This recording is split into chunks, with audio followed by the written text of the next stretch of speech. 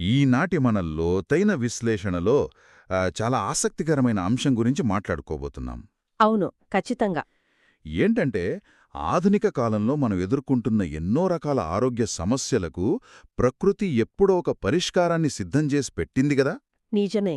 మనకు తెలియని ఎన్నో అద్భుతాలు ప్రకృతిలో ఉన్నాయి. రైట్. అందుకే ఈరోజు ముఖ్యంగా హిమాలయాల పవిత్ర ఫలంగా పిలిచే సీ బక్థార్న్ అనే ఒక అద్భుతమైన మొక్క గురించి డీకోడ్ చేయబోతున్నాం. చాలా ముఖ్యమైన టాపిక్ ఇది.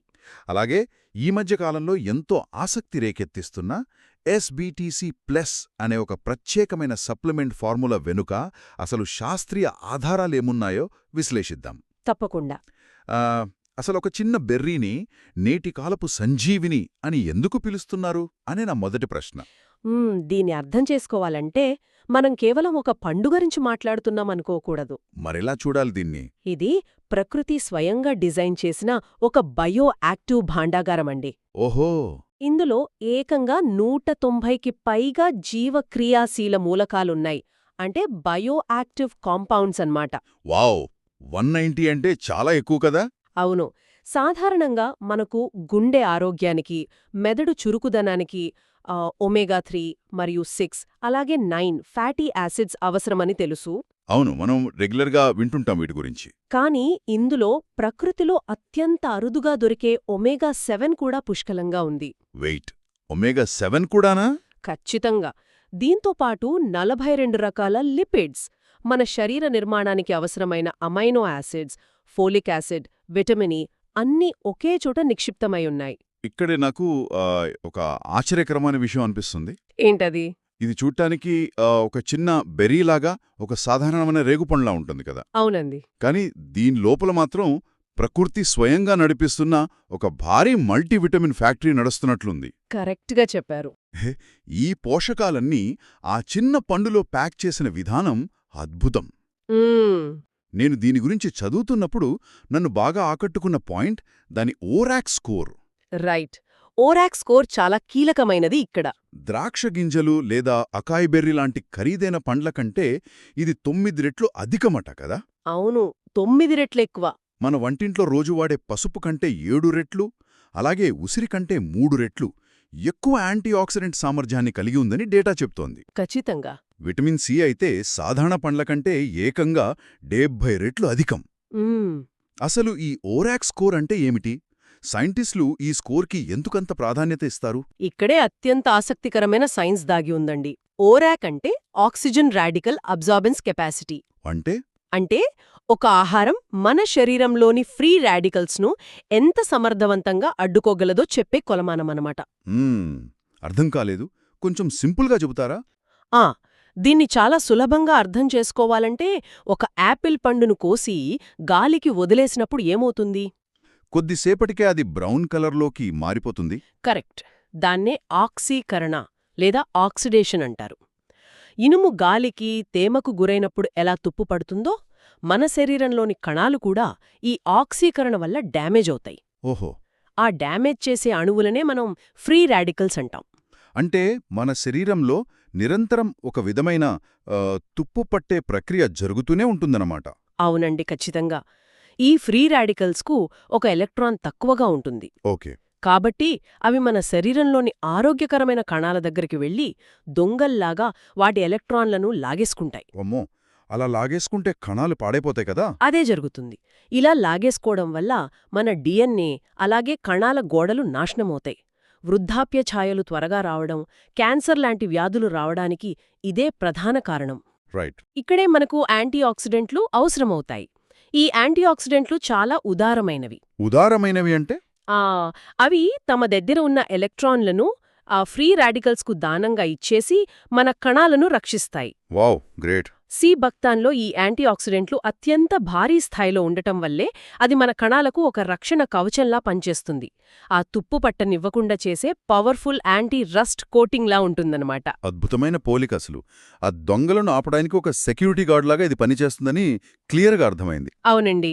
అయితే ఇక్కడ నాకొక ముఖ్యమైన సందేహం వస్తుంది. ఈ ఎస్బీటీసీ ప్లస్ ఫార్ములా గురించి మనం చూసినప్పుడు అందులో కేవలం సీబక్థాన్ మాత్రమే లేదు కదా. అవును, ఇంకా చాలా ఉన్నాయి. ప్రతి 10 ml డోసులో 7000 mg సీబక్థాన్ ప్రధాన ఆధారంగా ఉంటూనే దానికి తోడుగా 50 mg కర్క్యుమిన్ అలాగే 20 mg అశ్వగంధ 20 mg గిలోయ్ కలిపారు. రైట్.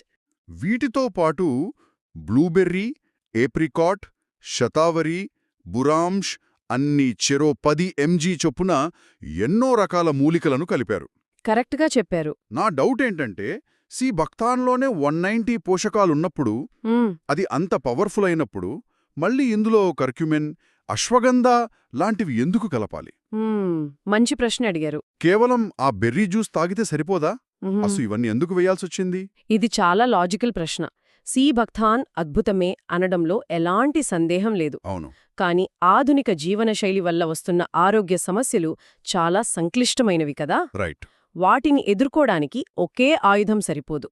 ఒక సింబయాటిక్ ఫార్ములా కావాలి. సింబయాటిక్ ఫార్ములా అంటే ఒక్కదానికొకటి సహకరించుకుంటూ ఒకేసారి శరీరంలోని వివిధ అవయవ వ్యవస్థల మీద పనిచేసే టీం వర్క్ లాంటిది కావాలి. ఓకే. ఉదాహరణకు మీరు ఎంత మంచి పోషకాలు తీసుకున్నా మీ శరీరంలో ఒత్తిడి ఉంటే అంటే స్ట్రెస్ ఉంటే ఆ పోషకాలను శరీరం సరిగ్గా గ్రహించలేదు. ఎందుకని? కార్టిసాల్ అనే స్ట్రెస్ హార్మోన్ దాన్ని అడ్డుకుంటుంది. ఇక్కడే అశ్వగంధ రంగంలోకి దిగుతుంది. ఆహా. అది ఆ కార్టిసాల్ను తగ్గించి శరీరాన్ని రిలాక్స్ చేస్తుంది. అప్పుడు సీబక్థాన్ తన పని త్వరగా చేయగలుగుతుంది. ఓహో, అంటే అశ్వగంధ ఒక రకంగా తలుపులు తెరిచిపెడితే సీబక్థాన్ లోపలికి వెళ్ళి రిపేర్ చేస్తుందన్నమాట. ఖచ్చితంగా. మరి మిగతా వాటి సంగతేమిటి? కర్క్యూమిన్, గిలోయ్ ఎలా పనిచేస్తాయి? ఆ కర్క్యూమిన్ అనేది పసుపులో ఉండే అత్యంత శక్తివంతమైన మూలకం. ఇది శరీరంలో ఎక్కడ వాపు లేదా కీళ్ల నొప్పులున్నా ఆ మంటను చల్లార్చే ఫైర్ ఇంజిన్లా పనిచేస్తుంది. రైట్. ఇక గిలోయ్ విషయానికి వస్తే ఇది మన శరీరంలోని తెల్ల రక్తకణాల పనితీరును అమాంతం పెంచి రోగనిరోధక శక్తిని ఇస్తుంది. ఓకే, దాన్ని తిప్పతీగా అంటారు కదా. అవునండి. అలాగే శతావరి హార్మోన్లను బ్యాలెన్స్ చేస్తుంది. బురాన్ష్ అనేది రక్తపోటును నియంత్రించడంలో సహాయపడుతుంది. ఏప్రికాట్ జీర్ణక్రియకు అవసరమైన ఫైబర్ని ఇస్తుంది. వావ్, ఇవన్నీ ఒకే ఫార్ములాలో ఉన్నాయన్నమాట. అవును. ఇవన్నీ సీబక్థాన్తో కలిసినప్పుడు అది కేవలం ఒక విటమిన్ జ్యూస్లా కాకుండా కడుపు, మెదడు, కీళ్లు, రక్తనాళాలు ఇలా శరీరమంతటా ఏకకాలంలో పనిచేసే ఒక మాస్టర్ కీలాగా మారుతుంది. అర్థమైంది. ఇదొక మల్టీ సిస్టమ్ అప్రోచ్ అన్నమాట. కరెక్ట్. అయితే ఈ పదార్థాలు శరీరంలోకి వెళ్ళిన తర్వాత అసలు కణాల స్థాయిలో ఏం జరుగుతుందో తెలుసుకోవడం చాలా ముఖ్యం కదా. అవును. సెల్యులార్ లెవెల్లోనే అసలు మ్యాజిక్ జరుగుతుంది. ఎందుకంటే నేను నోట్స్లో చూసిన ఒక డేటా పాయింట్ నన్ను నిజంగా ఆశ్చర్యానికి గురిచేసింది. ఏంటది? కేవలం రోజుకు 500 mg సీబక్థాన్ ఎక్స్ట్రాక్ట్ తీసుకోవడం వల్ల శరీరంలో ప్రసరించే మూల కణాలను అంటే సర్క్యులేటింగ్ స్టెమ్ సెల్స్ను ఏకంగా 40% వరకు ఉత్తేజపరుస్తుందట కదా. ఖచ్చితంగా 40% వరకు పెంచుతుంది. వావ్! సాధారణంగా స్టెమ్ సెల్స్ అనగానే మనకు ఏవో భారీ సైంటిఫిక్ ల్యాబ్లు, ఇంజెక్షన్లు, ఖరీదైన చికిత్సలు గుర్తొస్తాయి కదా. అవును, జనాలకు అలాగే తెలుసు. కానీ మనం రోజూ తీసుకునే ఒక సహజమైన ఆహారం మన సొంత స్టెమ్ సెల్స్ను 40% మేల్కొల్పుతుంది అనడం వినడానికి నమ్మశక్యంగా అనిపించడం లేదు. అసలు ఇదెలా సాధ్యం? వినడానికి నమ్మశక్యంగా లేకపోయినా ఇదే దీనిలోని కణస్థాయి మాయాజాలమండి. మన శరీరంలో ఎండోథీలియల్ మరియు మెసెన్కైమల్ అనే స్టెమ్ కణాలుంటాయి. ఓకే, వాటి పనేంటి? వీటి పనేంటంటే శరీరంలో ఎక్కడైనా ఒక కణజాలం దెబ్బతింటే వెంటనే అక్కడికి వెళ్లి కొత్త కణాలను సృష్టించి మరమ్మత్తు చేయడం. గ్రేట్. కానీ వయసు పెరిగే కొద్దీ లేదా ఒత్తిడి పెరిగే కొద్దీ ఎముక మజ్జ అంటే బోన్ మ్యారో నుండి ఇవి బయటకు రావడం తగ్గిపోతుంది. అవి నిద్రావస్థలోకి వెళ్ళిపోతాయి. ఓహో, పడుకుంటాయన్నమాట. అవును. సీబక్థార్న్ ఆ కణాలకు ఒక సెల్యులార్ అలారం క్లాక్ లాగా పనిచేసి వాటిని నిద్రలేపుతుంది. ఒక అలారం క్లాక్ లాగానా? అవునండి. అంటే ఈ పోషకాలు ఆ మూలకణాలకు ఏదో ఒక సిగ్నల్ పంపుతున్నాయన్నమాట. ఆ సిగ్నలింగ్ మెకానిజం అసలు ఎలా జరుగుతుంది? ఇక్కడే మనకు కొంచెం డీప్ సైన్స్ అవసరమవుతుంది. ఈ ప్రాసెస్ జరగడానికి సీబక్థాన్ ముందుగా శరీరంలో ఎస్ఓడి మరియు జీఎస్హెచ్పిఎక్స్ అనే 2 ఎంజైమ్ల స్థాయిలను అమాంతం పెంచుతుంది. ఇవి బాడీగార్డ్స్ లాంటివా? కరెక్ట్. ఇవి మన కణాలకు బాడీగార్డ్స్ లాంటివి. అదే సమయంలో హానికరమైన ఎండిఏ స్థాయిలను తగ్గిస్తుంది. వెయిట్, ఈ ఎండిఏ అంటే ఏమిటి? అది పెరిగితే ఏమవుతుంది? ఎండిఏని మనం ఒక కార్ ఇంజిన్ సైలెన్సర్ నుంచి వచ్చే పొగతో పోల్చవచ్చు. పొగ అంటారా? అవును, మన కణాలు దెబ్బతిన్నప్పుడు ఆక్సీకరణ జరిగినప్పుడు ఏర్పడే ఒక రకమైన టాక్సిక్ చెత్త ఇది. ఈ చెత్త పేరుకుపోతే స్టెమ్ సెల్స్ సరిగ్గా పనిచేయలేవు. రైట్. సి బక్థాన్ ఈ పొగను లేదా ఆ చెత్తను క్లీన్ చేస్తుంది. దీనివల్ల కణాల వాతావరణం శుభ్రపడుతుంది. వావ్. అంతేకాకుండా ఇది PI3K AKT మరియు MAPK అనే సిగ్నలింగ్ మార్గాలను సరిచేస్తుంది. ఆ పేర్లు వినడానికి కాస్త టెక్నికల్గా ఉన్నాయి. వాటిని సింపుల్గా ఎలా అర్థం చేసుకోవాలి? వీటినే మన శరీరంలోని ట్రాఫిక్ కంట్రోల్ సిస్టమ్ అనుకోవచ్చు. Traffic control, okay. కణాలకు ఏ మార్గంలో వెళ్ళాలి, ఎక్కడ డ్యామేజ్ జరిగింది, ఎక్కడ క్యాన్సర్ కణాలు వృద్ధి చెందుతున్నాయి లాంటి సమాచారాన్నిచ్చే సిగ్నల్స్ ఇవి. సి బక్థాన్ ఈ సిగ్నలింగ్ను పర్ఫెక్ట్గా ట్యూన్ చేస్తుంది. అంటే కరెక్ట్ ఇన్స్ట్రక్షన్స్ ఇస్తుందన్నమాట. అవును. దీనివల్ల క్యాన్సర్ కణాల విస్తరణ ఆగిపోవడమే కాకుండా అపోప్టోసిస్ అంటే క్యాన్సర్ లాంటి దెబ్బతిన్న కణాలు వాటంతట అవే నశించిపోయే ప్రక్రియ వేగవంతమవుతుంది. అంటే అవే ఆత్మహత్య చేసుకుంటాయా? అవునండి. ఇలా ఒకవైపు చెత్తను క్లీన్ చేస్తూ మరోవైపు స్టెమ్ సెల్స్కు సరైన దారి చూపిస్తూ ఇది మనకు తెలియకుండానే లోపలొక భారీ రిపేర్ వర్క్ చేస్తుంది. అద్భుతం. థియరీ పరంగా కణాల స్థాయిలో ఇదొక ఇంటెలిజెంట్ డెలివరీ సిస్టమ్ లాగా ఎలా పనిచేస్తుందో చాలా స్పష్టంగా అర్థమైంది. సంతోషం. అయితే సైన్స్లో థియరీ ఎంత ముఖ్యమో ప్రాక్టికల్గా మనుషుల మీద ప్రయోగాలు చేసినప్పుడు వచ్చే రిజల్ట్స్ కూడా అంతే ముఖ్యం కదా? ఖచ్చితంగా. క్లినికల్ ఆధారాల గురించి చూస్తే నాకొక డౌట్ ఉంది. అడగండి. సాధారణంగా ఆయుర్వేదం లేదా మూలికల గురించి మాట్లాడేటప్పుడు ఇది కడుపుకు మంచిదనో గుండెకు మంచిదనో పైపైన చెప్పేస్తుంటారు.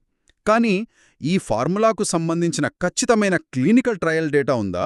ఎందుకు లేదు, ఖచ్చితంగా ఉన్నాయి. ఆ డేటానే దీని అసలైన బలాన్ని నిరూపిస్తుంది. నిజమైన రోగుల మీద ప్రయోగాలు చేసినప్పుడు ఫలితాలెలా వచ్చాయి మరి? ఉదాహరణకు జీర్ణకోశ సమస్యల మీద చేసిన ఒక ప్రయోగం గురించి చెబుతాను. 72 మంది పెప్టిక్ అల్సర్ అంటే కడుపులో పుండ్లు ఉన్న రోగుల మీద ఒక క్లినికల్ ట్రయల్ చేశారు. ఓకే, 72 మంది మీద. అవును. సాధారణంగా అల్సర్స్కి వాడే అలోపతిక్ మందు వాడిన వారికంటే సి బక్థాన్ ఎక్స్ట్రాక్ట్ వాడిన వారిలో చాలా స్పష్టమైన తేడా కనిపించింది. వావ్. రిజల్ట్స్ ఎలా ఉన్నాయి? వారి పొట్టలో హెక్సోసమైన్ 43%, ఫాస్ఫోలిపిడ్ 26%, PS2 వ్యక్తీకరణ 77% పెరిగింది. ఒక్క నిమిషం. ఎక్సోసమైన్ ఫాస్ఫోలిపిడ్స్ 43% పెరిగాయి అన్నారు కదా. అసలు ఈ ఎక్సోసమైన్ పెరిగితే కడుపులో ఏం జరుగుతుంది పేషెంట్కి? దానివల్ల కలిగే లాభమేంటి? ఇది చాలా మంచి ప్రశ్న. మన కడుపులో ఆహారాన్ని అరిగించడానికి అత్యంత శక్తివంతమైన యాసిడ్స్ ఉంటాయి కదా. అవును, గ్యాస్ట్రిక్ యాసిడ్స్ అంటాం కదా. ఆ యాసిడ్స్ మన కడుపు గోడల్ని తినేకుండా ఉండటానికి పొట్ట లోపడో ఒక మ్యూకోసల్ పొర ఉంటుంది. లైనింగ్ అన్నమాట. కరెక్ట్. ఈ హెక్సోజమైన్ ఫాస్ఫోలిపిడ్స్ అనేది ఆ గోడలను నిర్మించే ఇటుకలు, సిమెంట్ లాంటివి. ఓహో. సి బక్థాన్ కేవలం నొప్పిని తగ్గించడం కాదు, భౌతికంగా ఆ పొట్ట గోడలను మళ్లీ నిర్మిస్తోంది. దానికి హైడ్రోఫోబిసిటీని అంటే యాసిడ్స్ దాడిని తట్టుకునే శక్తినిస్తోంది. అంటే హీల్ చేస్తుందన్నమాట. అవును. అందుకే 80 మంది గ్యాస్ట్రిక్ అల్సర్ రోగుల్లో చేసిన మరో ప్రయోగంలో బలమైన యాంటీబయోటిక్ వాడిన వారికంటే 10% మెరుగైన ఫలితాలు కేవలం ఈ న్యాచురల్ ఎక్స్ట్రాక్ట్ ద్వారానే వచ్చాయి. 120 మంది పేగు అల్సర్ రోగుల్లో కూడా అద్భుతమైన మార్పులు కనిపించాయి. వావ్. ఇది పైపైన లక్షణాలను తగ్గించడం కాదు, ఆ డ్యామేజ్ అయిన గోడలను తిరిగి కడుతుందన్నమాట. ఖచ్చితంగా. ఇది కేవలం కడుపుకే పరిమితం కాలేదు కదా. గుండె ఆరోగ్యం గురించి కూడా ఒక డేటా ఉంది, నేను చూశాను. అవును, హార్ట్ హెల్త్కి కూడా చాలా మంచిది. 106 మంది ఆరోగ్యవంతులపై 30 రోజుల పాటు ఒక ప్రయోగం చేశారు. ఆ రిజల్ట్స్ విన్నప్పుడు నేను నిజంగా షాక్ అయ్యాను. ఏమనిపించింది మీకు? ఈ సప్లిమెంట్ వాడిన వారిలో LDL అంటే చెడు కొలెస్ట్రాల్ ఏకంగా 37% తగ్గిందట. అవునండి. ట్రైగ్లిజరైడ్స్ 8% తగ్గాయి. సిస్టాలిక్ బ్లడ్ ప్రెషర్ 7%, డయాస్టాలిక్ 6% తగ్గాయి. ఒక నిమిషం, 37% చెడు కొలెస్ట్రాల్ తగ్గడం అంటే అది సాధారణ విషయం కాదు కదా. అస్సలు కాదు, చాలా పెద్ద నెంబర్ ఇది. సాధారణంగా పవర్ఫుల్ కెమికల్ మందులు వాడితే కనిపించే నంబర్ ఇది. ఒక సహజమైన జ్యూస్ తీసుకుంటే ఇంతలా కొలెస్ట్రాల్ తగ్గడం అసలు ఎలా జరుగుతుంది? అది నిజమే. 37% డ్రాప్ అనేది చాలా పెద్ద విషయం. ఇది ఎలా సాధ్యమవుతోందంటే సిబక్థాన్ ఒక సహజ సిద్ధమైన హైపోటెన్షన్ ఏజెంట్గా పనిచేస్తుంది. ఓకే. మనం ఇందాక ఫ్రీ రాడికల్స్ గురించి మాట్లాడుకున్నాం కదా. మన రక్తంలో కొలెస్ట్రాల్ ఉన్నంత మాత్రాన హార్ట్అటాక్ రాదు. మరి ఎప్పుడొస్తుంది? ఆ కొలెస్ట్రాల్ ఆక్సీకరణ చెందినప్పుడే అది ప్రమాదకరమైన ఆక్సిడైజ్డ్ ఎల్డీఎల్గా మారుతుంది. ఓహో. ఈ ఆక్సిడైజ్డ్ ఎల్డీఎల్ రక్తనాళాల గోడలకు అతుక్కుపోయి పూడికలులాగా గట్టిపడుతుంది. బ్లాక్స్ అంటారవేనా? కరెక్ట్. సీబక్థాన్లోని అపారమైన యాంటీఆక్సిడెంట్లు అసలా కొలెస్ట్రాల్ ఆక్సీకరణ చెందకుండా అడ్డుకుంటాయి. అంటే రక్తనాళాల్లో తుప్పు పట్టకుండా ఆపుతాయి. వావ్. పైగా ఇందులో ఉన్న అరుదైన ఒమేగా-7 ఫ్యాటీ యాసిడ్లు నేరుగా కొవ్వు జీవక్రియను క్రమబద్ధీకరిస్తాయి. ఓహో, అంటే పూడికలు ఏర్పడే ప్రక్రియనే రూట్ లెవెల్లో ఆపేస్తుందన్నమాట. అంతేకాదు, దీనికి అద్భుతమైన హెపటోప్రొటెక్టివ్ లక్షణాలు కూడా ఉన్నాయి. అంటే కాలేయ రక్షణ అన్నమాట. ఈ రోజుల్లో ఆల్కహాల్ అలవాటు లేనివారికి కూడా ఫ్యాటీ లివర్ సమస్య వస్తోంది కదా? అవును. ఆ ఫ్యాటీ లివర్ ముదిరితే సిర్రోసిస్గా మారుతుంది. సీబొక్తాన్ కాలేయ కణాలను రక్షించి ఆ సిర్రోసిస్ దశ వరకు వెళ్లకుండా ఒక అడ్డుగోడలా నిలబడుతుందని క్లినికల్గా ప్రూవ్ అయింది.